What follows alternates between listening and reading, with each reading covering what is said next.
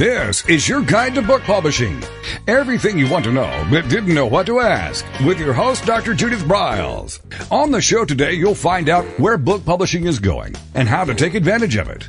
How to identify and avoid publishing predators. What opportunities are emerging as the book trade evolves in new forms. How to avoid losing money and much, much more. Join us now as a variety of publishing pros will deliver insights and strategies to take the author to the next level of publishing. It's your guide to book publishing. Everything you want to know but didn't know what to ask. Brought to you by AuthorU and the Book Shepherd. And now, here's your host, Dr. Judith Briles.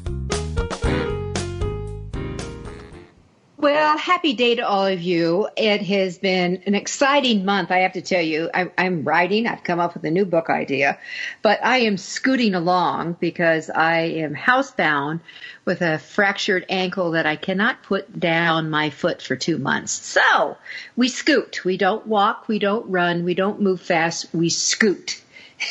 In what we're doing. And what we're going to do is we're going to scoot through this podcast because I have someone that maybe you've heard of. You have actually, many of you have read his words because John David Mann is in the celebrity status for being a ghost and a collaborative writer with so many. He's an award-winning author himself. His books have sold in excess of 3 million, that's with an M, million copies, in 36 languages, including the best-selling classic, The Go-Giver with Bob Burg, who we had on a previous podcast with us, and the New York Times best-selling memoir, The Red Circle, with former Navy SEAL Brandon Webb. As a teenager, John started his own high school, and was an award-winning composer, a soloist, before turning to careers as an entrepreneur and an author.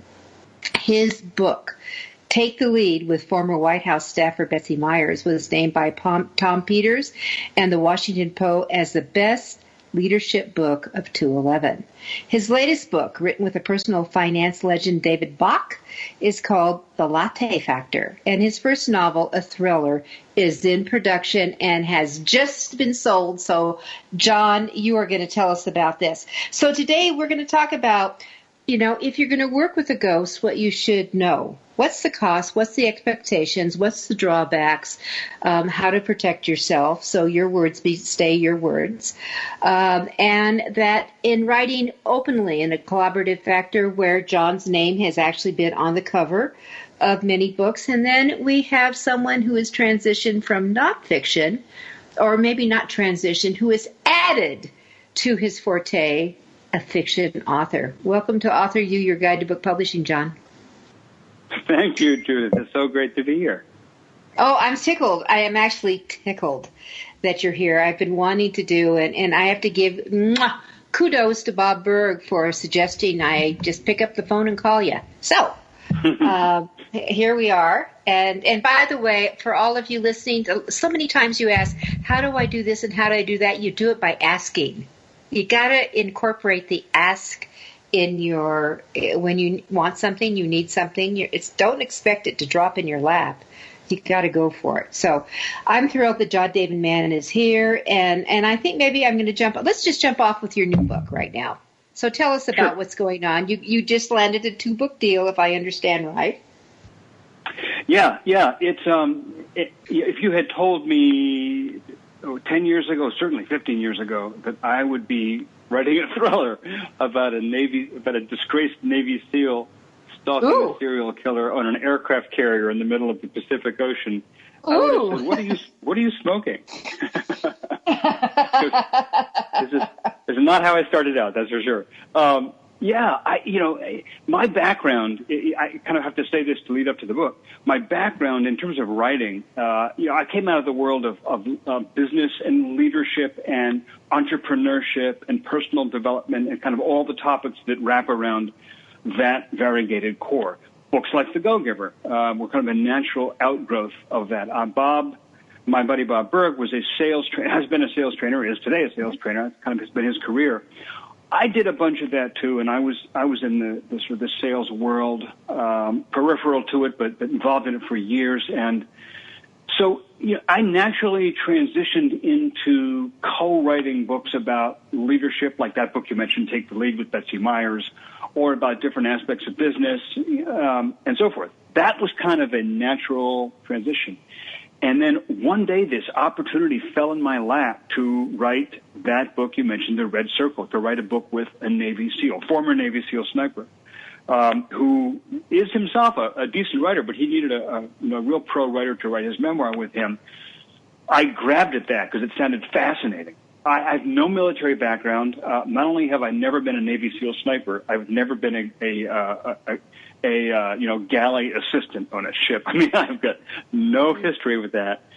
So it was a completely foreign language, foreign territory, foreign world to me. I knew really nothing about it other than what anyone learns by watching movies, which is very little. So that's kind of cool. I mean, to me, it was like kind of like the immigrants' love for the English language. Nobody speaks English. Nobody writes English. Some might say, like someone for whom it was not their first language. My father was a great example. He came from Germany during the war, and his English was unique, but he had a love of it. So for me, the military was like that. Speaking military and trying to get it right, everywhere from technical specs about guns and ammunition all the way to how would someone say that? How would somebody react to that?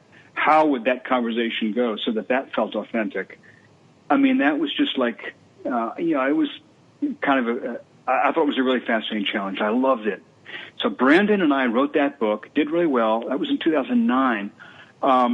We've written 6 books since then. The partnership has just grown and grown and grown. We've gotten to know each other really well. We did some more military memoirs. We transitioned into writing books that are more like business books because he's now a CEO of a multi-million-dollar media company. Brandon made the jump from military to entrepreneurship when he got out of the service. So we did a book called Total Focus, which is all about applying principles of special operations in the field to life in the business world and life in just, civilian world generally. And then we wrote a book. This is a long answer, Judith, but I'm getting there, I promise. We wrote a book called Hey, you know what, John, you're an author and a writer. You got a lot of words. I got it. There you go. I got a thread. I'm getting to the end of the thread. So then we wrote a book called Mastering Fear, which is, again, it's kind of based on principles that he learned in the trenches of war, but also principles that he and I have both learned in business and leadership in life. And then he had this idea way back in 2009 when we first met, from an experience he had on an aircraft carrier, and he was kind of one of those what-if moments. There was a creepy stalker. It was the military the Navy had just begun integrating women onto their ships, onto their aircraft carriers, and Abraham Lincoln was one of the first to integrate, and he was on that ship, and there was this guy who was flip off. He would reach into the women's dorm with his hand and flip off the lights, and then sneak in and fondle somebody. It never got violent. Nobody was ever out and out raped. There was never anything that got really horrendous. But it was creepy and it was freaking people out. And they never caught him. Never knew. It just eventually stopped. Went on for weeks. And Brandon at the time thought, God, not only is this creepy, but what if it got worse? Like, what if this guy hurt somebody? What if this guy killed somebody? And he said, wouldn't that be bizarre? Because we're not equipped to handle crime on this ship. And so he told me back in 2009, would you ever want to work on a novel? And it took us 10 years, but we did. So we wrote the novel and just got a 2-book deal with Ballantine Books. So they bought the novel and its sequel, which I haven't written yet. So I have my homework cut out for me. So yeah, it's a whole. You're right, Judith. You said the transition or just add it. It feels like a transition to me. It feels like I'm leaving. I might be leaving the business book world behind and really like kind of leaping into this as a new career. I've been leapfrogging careers my whole life, and this is such a fascinating and cool new area to be in. So, yeah, I think I'll do more of this. Well, that sounds fabulous. So I think that, you're kind of tweaking me a little bit, John, because I've been doing a lot of writing. Right now I'm spending maybe 6 hours a week with a client as I sit with them in Zoom and I am rewriting their book. And they're saying, does it feel like you, because I'm always concerned and I want to get into this because I've seen people work with heavy duty developmental content editors and they take it over. All of a sudden, it's no longer the author's idea. They have the general idea, but their voice kind of disappears. So I'm always sensitive to that, and that. So I always make sure, does this sound like you do? Like the way this is written? Is this, So as we go along, literally line by line, as I'm making changes on it. But the other side is that, dang, I'm really writing some good stuff here. Yeah, right. Yeah. What would you like to really have it be your stuff? Yeah. Oh yeah. And it's just coming in, and I've had some ideas seeding around, and it's just really, again, okay, so I need like 7 more hours in the day, but to sit down and get going. So I think that we're going to come up to our first break, and then we're going to get into asking John some heavy duty questions. And actually one of them, first one is, so you can get ready for it, is I really want to know, what do you decide what projects you take on, John? Because I'm sure you're approached by a zillion people. And then for all of you, what the most important thing is, why I love the line from Stephen King's book on writing: just start writing. Just start. I don't care how crappy it is. Just start. It's a beginning. You're going to throw a lot of stuff out, but it's a beginning, and you're on your way. We'll be right back. It's AuthorU, your guide to book publishing. I'm Judith Briles. With me is John David Mann.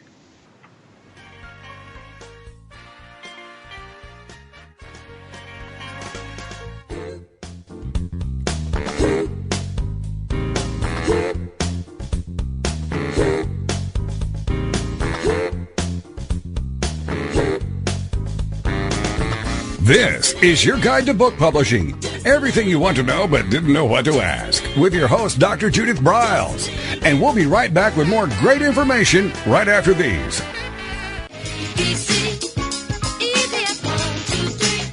Is there a book in you or another? AuthorU shows you how to create, develop, and publish your book without being hoodwinked. If you already have a book out, you will find a supportive and brainstorming community that is connected and creative, no matter where you live. AuthorU brings in national experts for its book camps and annual AuthorU extravaganza. It has regular meetings and delivers webinars for its members on timely topics. Through AuthorU's extensive network, members enjoy exclusive benefits, including significant discounts for a variety of services necessary to publishing. AuthorU is the premier authoring resource in the country, creating community, education, guidance, vision, and success for the serious author. If you want to create a book that has pizzazz, punch, and panache, AuthorU is for you. Timely author and publishing tips and articles are posted on its social media platforms, and it is free. Discover AuthorU, where authors go to become seriously successful. Join AuthorU today at AuthorU.org.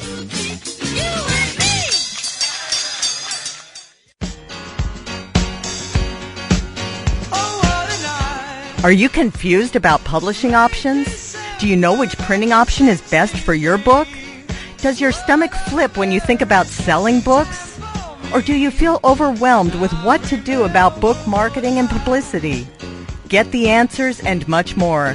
Get them, and from someone who knows publishing inside and out, from both the traditional and independent sides, how to make a successful book. You can't do it alone without paying the price. You can spend your money creating a book that turns out to be so-so, or you can create a book that looks and feels classy, builds your brand and platform, and is a success, a bestseller. It is your choice.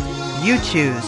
If you want author and publishing success, you want Judith Briles as your book coach.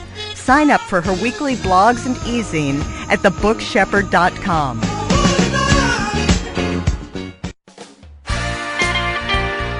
Welcome back to your guide to book publishing. Everything you want to know but didn't know what to ask. If you want to write and publish a book, if you want to be successful as an author, your guide to book publishing, everything you want to know but didn't know what to ask, is for you. Stay tuned and you'll hear about statistics, scenarios, and strategies on what to do now to get you published. So let's get back to the show. And here again is your host, Dr. Judith Briles. All right, welcome back. With me is John Mann, who is a writer extraordinaire. He has been the ghost for some major books. He has been certainly on the cover of books like the best-selling The Go-Giver series with Bob Burg. He has now just sold his own stepping over, going to the crossover, 2-book fiction deal with a major publisher. But we're going to be talking about collaboration and the writing things and things you look at. So I think that when I exited out, I wanted to kiss on this, since he does work with a variety of other authors that maybe don't have the writing gift. I'm sure, John, you see this. They've got great ideas, but they suck as writers. Is that true? Yep. Okay. Lots of people. Yeah, we're just going to lay it on the table, dear listeners. All right. So, yes. Well, it is the truth. I have said that to many of my clients. All right, I need to fix this. All right. So, how do you choose what project you take on? Yeah, I mean, it's a lot different now than it was when I was starting out, for sure. Because when I was starting out, it's not quite accurate to say I'd take anything that paid a little bit of money, but it's pretty close. I mean, because I really started out getting paid very little money for a lot of work. But that's a great question, and there are two kind of criteria, I think. One is creative and emotional, artistic if you want, philosophical, and the other is financial. So if I'm writing, say I'm writing someone's memoir, or I'm doing some kind of a collaboration with somebody, and I'm going to be kind of telling their story, or at least to some degree, I'm going to be voicing them or writing about them. I've got to be in love. It's like I've got to, I may not, it's like I told you with the military stories. I knew nothing about that world whatsoever, but I clicked with the guy. As we talked, I related to him, to his values, to kind of what was important to him. I've got to feel enough simpatico so that, I mean, because I'm going to be looking at this for 6 months, a year, whatever the amount of time is, I'm going to be immersed in this world. I need to click.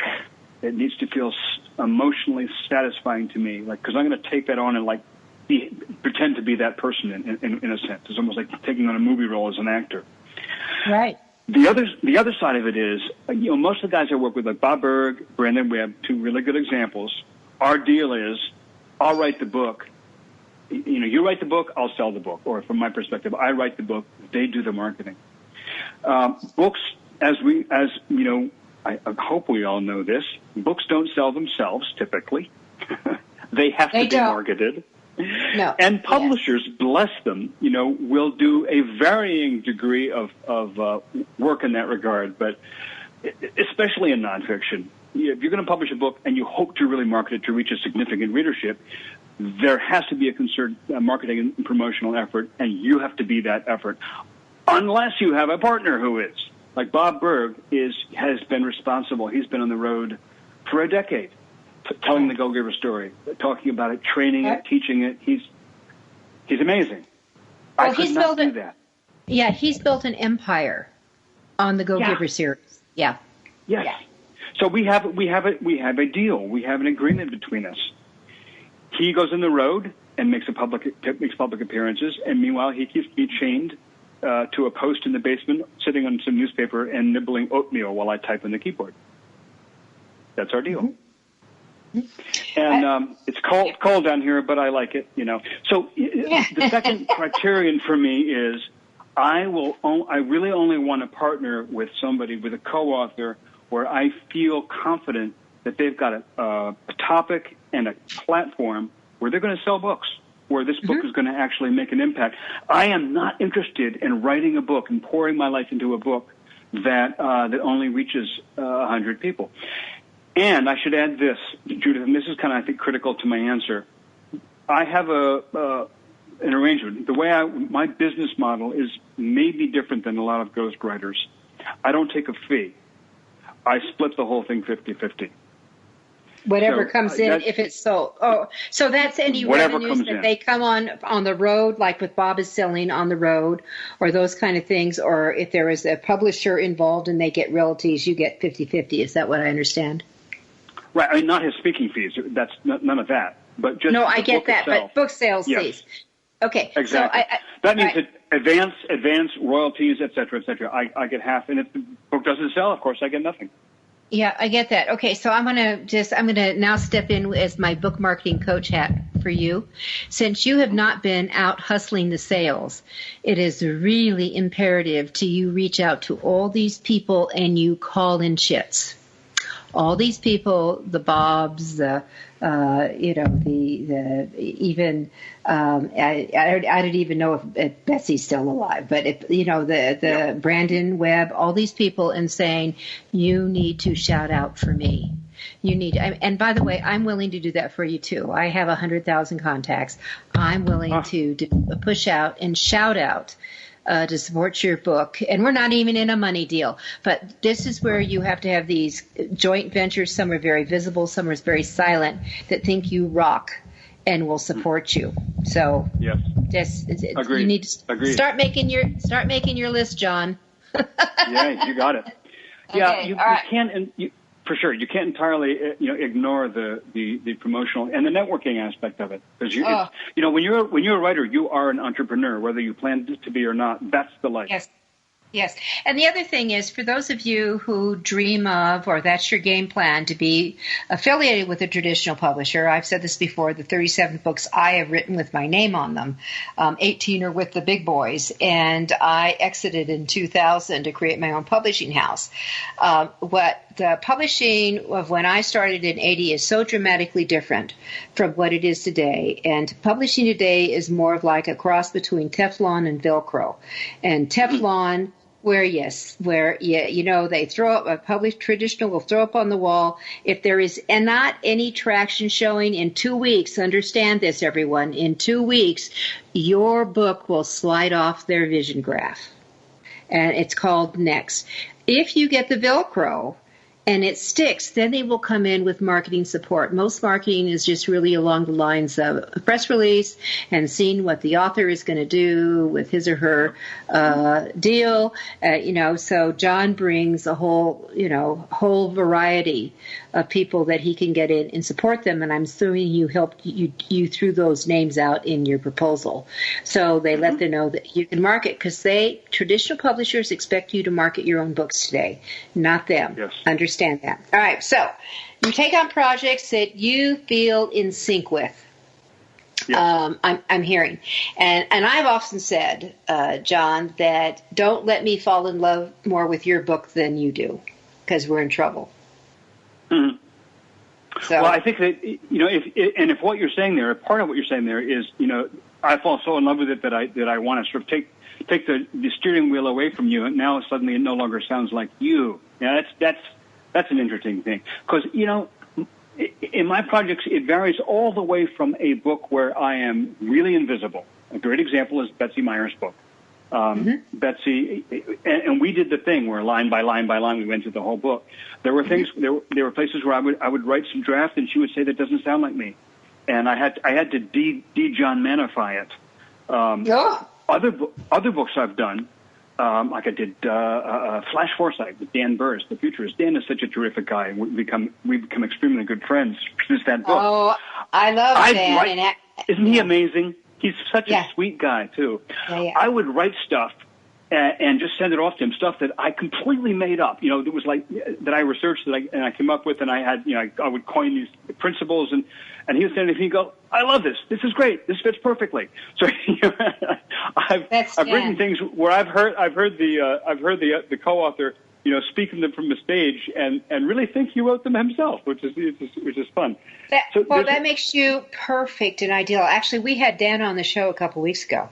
So cool. But But that's what's really important. When I say, don't let me fall in love with your book more than you do, that's not me taking it over and it's just my voice. It's from you becoming so passive that you just kind of skip out. If I'm working with you, we are active together. That's what's important to me. Mm-hmm. You know, respond. Totally don't wait a month before you respond back. Judith, I have had book projects where I did pour 3 months, 6 months, in some cases even longer, into it, and then eventually terminated. And the book never got sold. You know, so I've had those, and a number of those.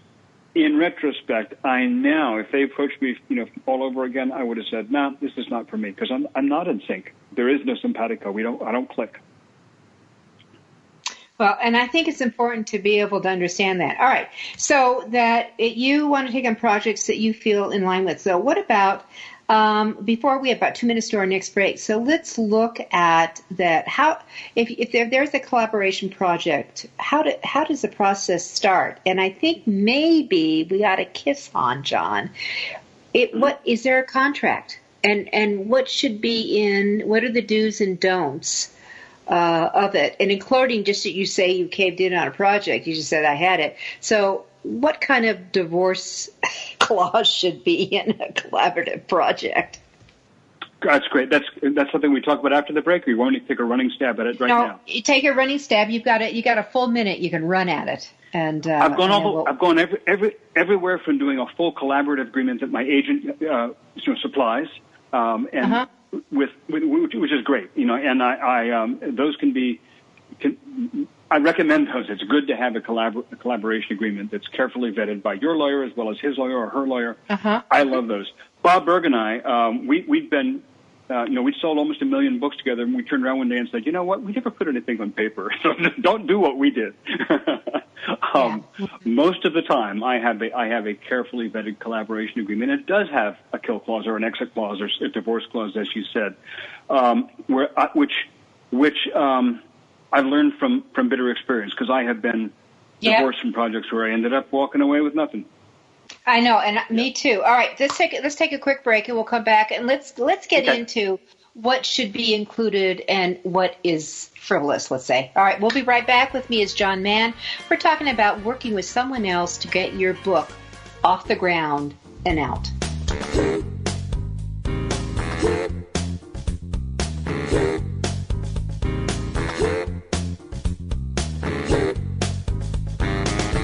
This is your guide to book publishing. Everything you want to know but didn't know what to ask. With your host, Dr. Judith Briles. And we'll be right back with more great information right after these.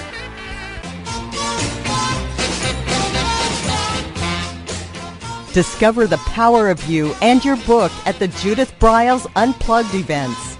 Each summer, Judith Briles Book Marketing Unplugged unfolds over 3 intensive days working with just Judith. You get publishing strategies, author and book platforms, book marketing panache and pizzazz, and authoring tools to take you and your book to rock star success. In the fall and winter, Judith Briles Speaking Unplugged includes Judith as your coach and mentor during 2 powerful days. You will learn how to structure a speech, how to create openings and closings, how to find gigs that pay you and sell your books, and you will get one-on-one coaching. Go to thebookshepherd.com and click on the Events tab to learn how to participate at the next Unplugged Workshop event.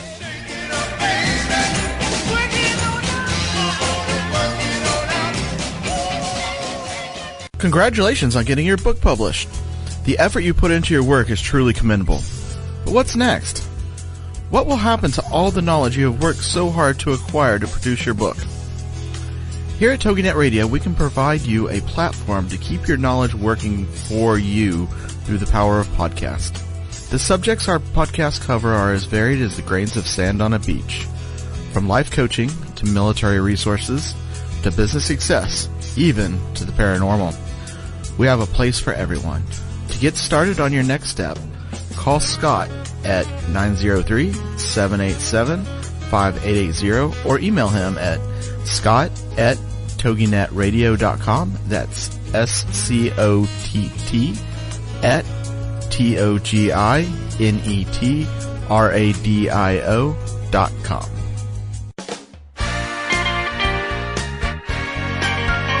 Welcome back to your guide to book publishing.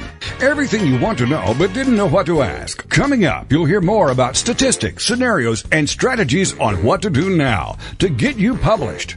So let's get back to the show. And here again is your host, Dr. Judith Briles.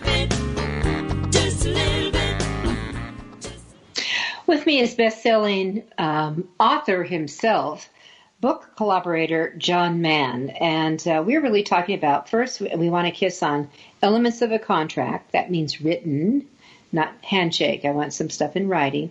How do you have an escape, kill, or as I call it, the divorce a clause that goes in there. And then I want him to get into, so what's this collaborative process look like? All right, so John, back to you. Yeah, contract process, I have an agent that I love. I have two agents that I love, actually. And I look at the contract, and I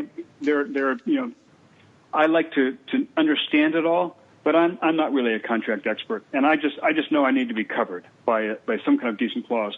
Like if I get let go, if my co-author suddenly decides they don't want me in the book anymore, and I put in a substantial amount of work already, I want to make sure I get mildly compensated for that amount of work. Again, remember, my work is not fee-based. My work is royalty-based. My business model is I want to build a long-term residual income. So another criterion in looking for collaborative projects, I want to collaborate in a book that's going to be selling 10 years from now, 15 years from now. That's my goal. I have friends who want a hefty fee right now on the book, and they honestly don't care what happens 5 years from now. And that's fine. That's their business model. But mine is I would rather take less up front and be more emotionally invested and financially invested in the long-term longevity of the book. So on to the process of collaboration. I do this in three, I call this three phases. And it's pretty distinct, whether I'm doing a memoir for somebody, or I'm doing a business book like with Dan Burris, or I'm doing even a parable with somebody like I did with David Bach, or even a novel like the one. I've only done one. It's the same process for all of them, and it looks like this. Phase one is gathering, and gathering might be spending hours on the phone in interviews. Usually my interviews are no longer than 45 minutes. I start to get ear fatigue by an hour. And I may do 12, I may do 20, I may do 25. As long as I need to talk to someone to get everything I need from them in terms of their story, particularly if it's a memoir kind of book. And I record those, and I get them transcribed, or transcribe myself, either way. And that's some raw material. I may grab their blog posts. If they have lectures transcribed, I may get those. If they have articles, I will gather their stuff. In the case of, in some books, I may need to do my own research. I may need to read other background books, get on the internet, whatever it takes. For the novel, I spent 3 solid months in research, and I ended up going on an aircraft carrier for a day. That's the research phase. Second phase is the actual writing, and this I do completely by myself. I close the door to my room. The early morning hours are best, and this is where I'm coming up with a story. And even if it's someone's memoir, and you think, wait, they already have a story. Yeah, but you still need to come up with a story. Even if they've told you what happened in their life, you still need to kind of figure out what's the arc of that. What's the beginning, middle, and end of that? What are the conflict points? Where's the suspense? What are you rooting for? You're still, even in a nonfiction book, you're still crafting a story, because you have to figure out when the reader picks up the book, what draws them in, and what holds them to the last page. It's the storyline. No matter how technical the book is, it's still a storyline. So crafting the story, generating the material, by this point, I've absorbed enough of my co-author's life, personality, philosophy, whatever it is. I've sucked up enough of sort of their essence. So now I just put it on like a suit of clothes, and now we're going to sit down, and whatever ideas of my own are going to come bubbling out, it's all going to go in. That gets me to a draft. Then I open the doors back up and go to my collaborator and say, okay, let me share what I got. And frequently, in or many cases, I'll say, I don't share the draft with my co-author until it's done. In some cases, I'll share it chapter by chapter or, chunk by chunk. Depends on the nature of the project and also of how involved they want to be. I've had, typically when I do a parable with Bob Burr, he's like, "You're writing it. Awesome. Let me know when it's done and we'll talk." And then he'll read it, he'll sit down, and he has tremendous input. He has all kinds of great ideas about how wouldn't this work better this way or that way. So that's when I get to the collaboration with my co-author. What did I get wrong? What could be better, etc. But when I'm doing the actual writing, I hole up. So that's phase 2. Phase 3 is the real collaboration at the end, where we take what I've drafted and then kind of whip it into shape and finesse it and make it perfect as we can. Well, that sounds actually kind of like the way I work. So yeah, I understand this. I mean, I talk about you've got to go be myopic. I go into a mocking thing, and I mean, I literally created. You're going to love this, John. I have like crime scene tape. And it says like yellow, purple, green, and different color tapes. But literally, when they go across my hole-up place, it's author at work, do not disturb. I mean, and everyone who works within my offices knows that we can bring your food, but you put it under the tape. You have to and can I say a word more about that? You mentioned something about this earlier about. And I forget what the actual entree was, but it's about, you said, just right, Stephen King said. You make it craft, you may throw it away later. Here's the deal for me, and that is when you're in that writing phase, the thing that I think kills most wannabe writers is that they don't know how to turn their critical voice off. When you close yourself in your room and start actually writing, you not only have to keep everybody else out, you also have to keep your own critical mind out. The part of you that is an editor, the part of you that wants to evaluate, that part of you has to stay on the other side of the crime tape. You have to write as if you are writing the most brilliant stuff in the world. No one has ever written anything this amazing before. And you have to believe that BS because otherwise you won't bring out the best and get it in the page. And yes, 80% of what you're putting in the page is probably garbage. And you don't know which is the 80 and which is the 20. You'll find that out later. You have to just trust that the 20% is in there. And not allow that critical voice to sneak into the room. Oh, I just so believe that. I also tell, in talking with a lot of my fiction authors who are writing, that if you will allow yourself to get into the zone, your characters actually will talk to you. They'll help lead you. Let them, because you never know where it's going to go. Right. And where that critical voice would never open that door to allow that. So. Yes. Yep. Now we're talking about writing on that. All right. So we kissed on contracts. I want to come back to that a little bit before we move on. So if you could kind of do the whip around here, that what are the key elements that someone should have in a contract if they're working in a collaborative state? Well, for me, a contract is the sort of the solidification or the articulation of expectations. What are the expectations? And, it's interesting. I had a collaboration agreement a little while ago with someone where they came back and said, whoa, wait a second. We're going to participate in expenses. We're going to split your expenses 50-50 for writing the book. Nobody had ever mentioned that before. I had even forgot. This is a standard clause that really kind of harkens from the day when people would do a lot of Xeroxing, if you remember that word, and long distance phone bills, if we can remember that phrase. And it's kind of irrelevant. There are no expenses. You sit down on your laptop and you hit Google, and you're done. But yes, it turns out I did in this case make a plane trip, and I stayed in a hotel. And so we had to talk about that. But, yeah, it's like you don't want to have surprises at the end. How big is this book going to be? Roughly how many thousand words? What's the schedule for completing it? I had one collaborator I worked with many times. They really wanted to have a set of benchmarks for, like, they would get an outline at a certain time, an expanded outline at a certain time, half the book at a certain time, the whole book at a certain time. That was a little confining for me, but I could work with that, and it was actually useful to me. So to me, a contract, again, is to solidify expectations. And as in the case of the divorce clause, is in the unexpected event that there's a problem, how are we going to deal with that? You know, typically a legal contract will even be to the point of saying which state it would be arbitrated in if it ever went to arbitration and that kind of thing. That's, I guess, what I can say about contracts. Get your expectations handled.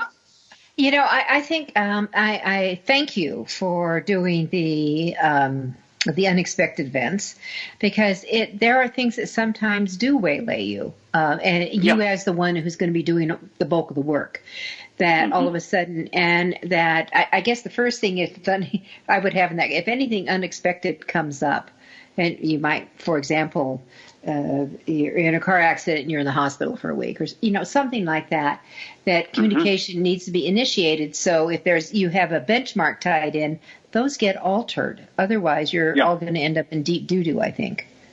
Yes. Yeah, and case in point, you need to have, should you be incapacitated, who's corresponding for you? You know, who is the other party? Who is your heir and apparent, if you will. Yep. That's right. So if you get hit by the bus, what happens? It shouldn't take more than 4 or 5, 6 pages. I have had a contract. I've had contracts with publishers. Publishers' contracts go a lot longer. I've had collaboration agreements with authors that ran, once or twice, that ran to, 15, 16, 18 pages. And I could not, for the life of me, figure out why. And I still think it was ridiculous. 5, 6 pages should handle everything, really. I agree with you totally on that. I mean, people get crazy. And I remember the old contracts with publishers in the 80s when I first went on board with them. They were 3 pages. 4 pages max. And they always had a clause in there concluding reversion of rights, which have disappeared. And they had clauses in there of if this doesn't go, when it's over. Totally different. All right, we're going to come back with John Mann. And we've kissed on contracts. We've kissed on the process. I want to go with, so John, as this amazing writer, how about writer's block? We'll be right back.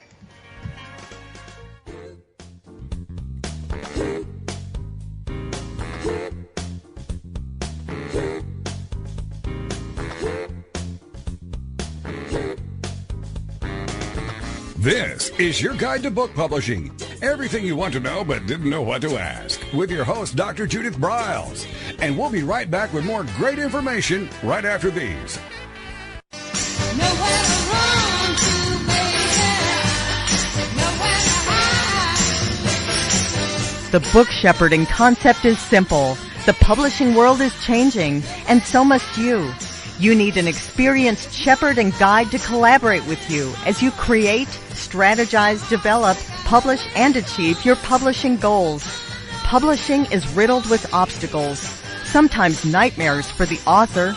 You do not need more problems. You want solutions. Dr. Judith Briles will shepherd you through the maze and chaos. At times, she has had to step in and rescue a book that has been sabotaged by a publisher, by a publishing service provider, and sometimes even by the author.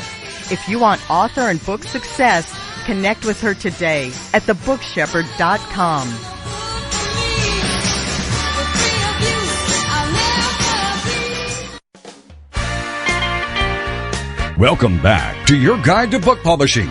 Everything you want to know but didn't know what to ask. If you want to write and publish a book, if you want to be successful as an author, your guide to book publishing, everything you want to know but didn't know what to ask, is for you. Stay tuned and you'll hear about statistics, scenarios, and strategies on what to do now to get you published.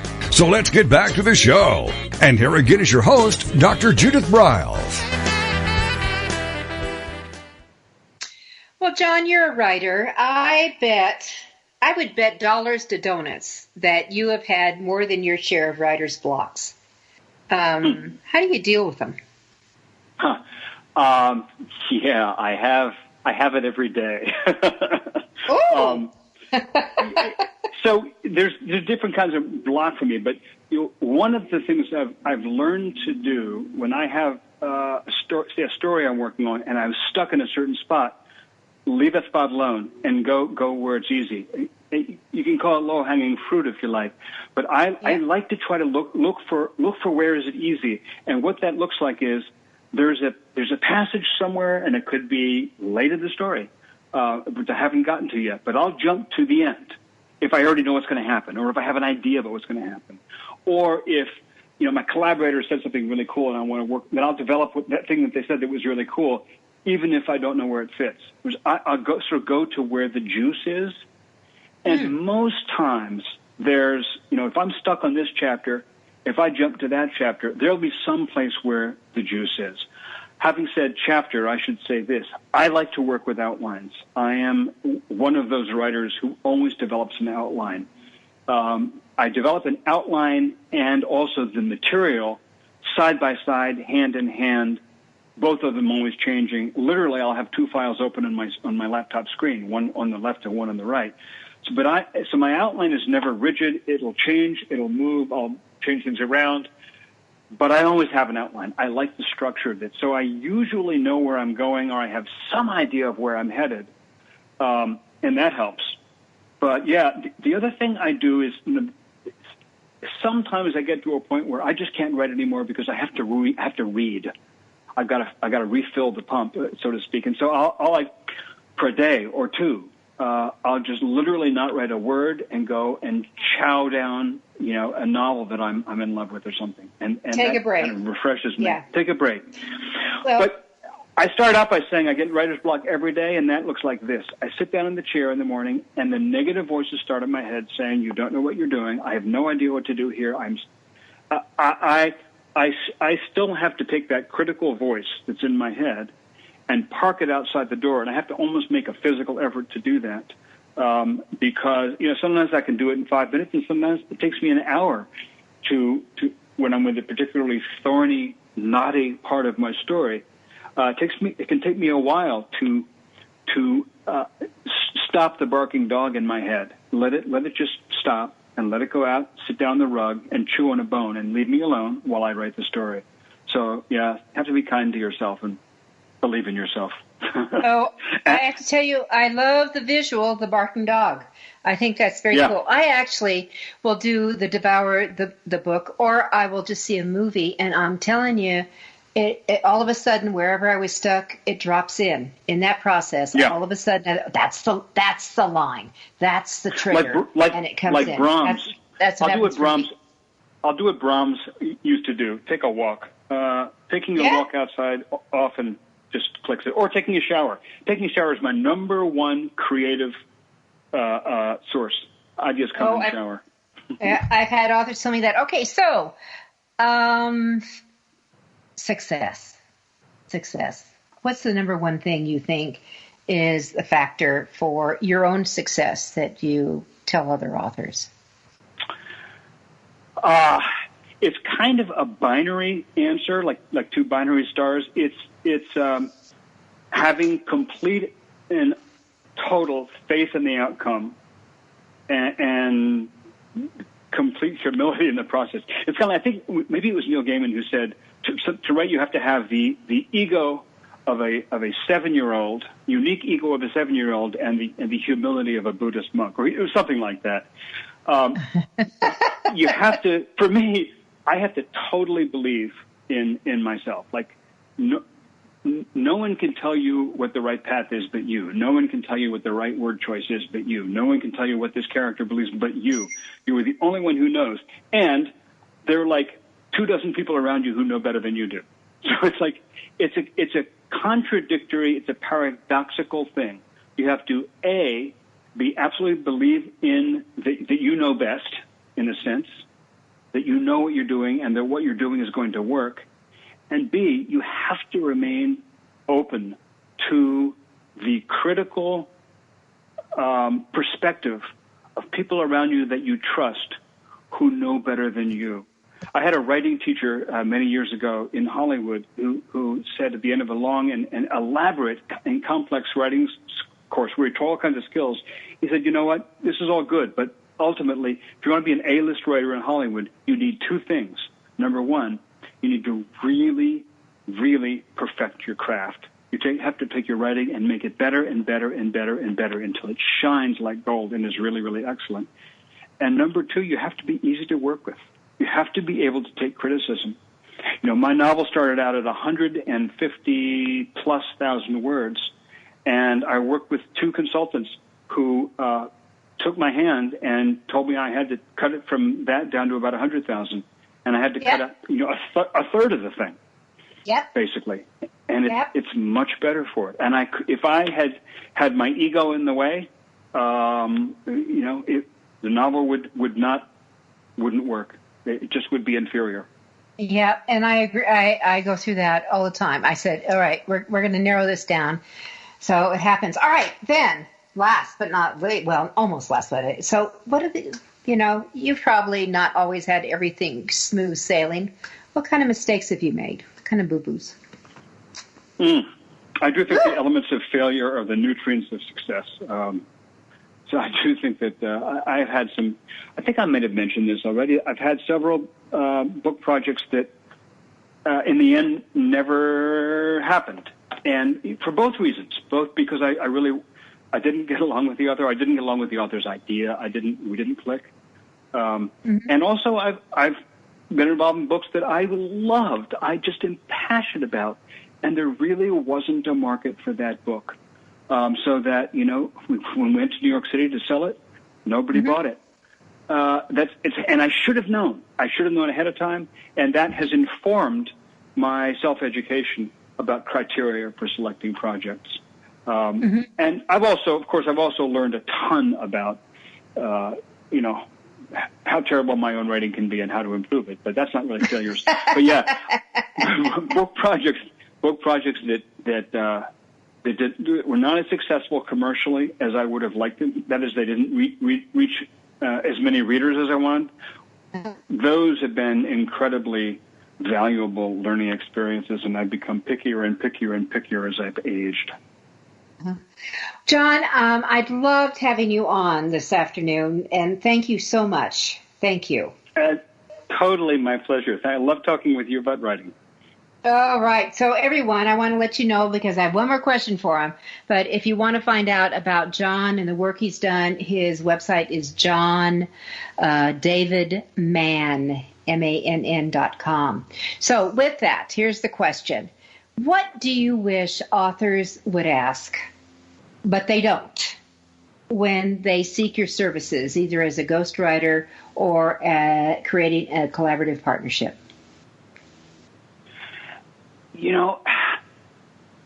I almost don't have an answer for that, only because I feel like it's my job to ask the questions, and I'm learning more with every project, the questions that I need to make sure I ask at the start. But I think there's a question that I'd like both of us to answer at the outset, which is what would success of this project look like? What does that mean?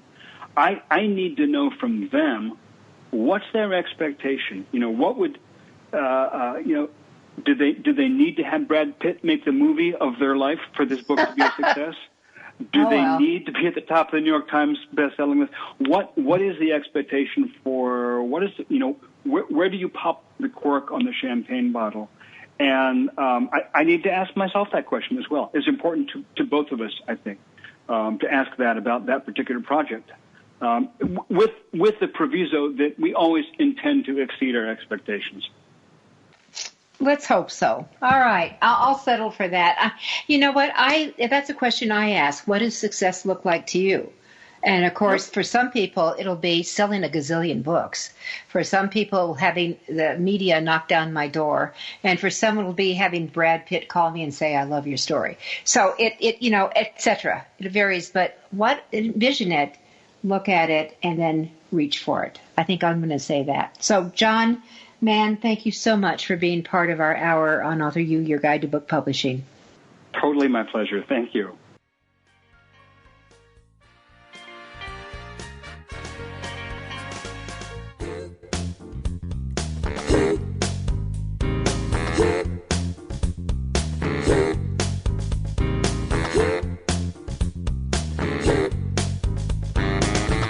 Thank you for being a part of Your Guide to Book Publishing. Everything you want to know but didn't know what to ask. With your host, Dr. Judith Briles. Each week, a variety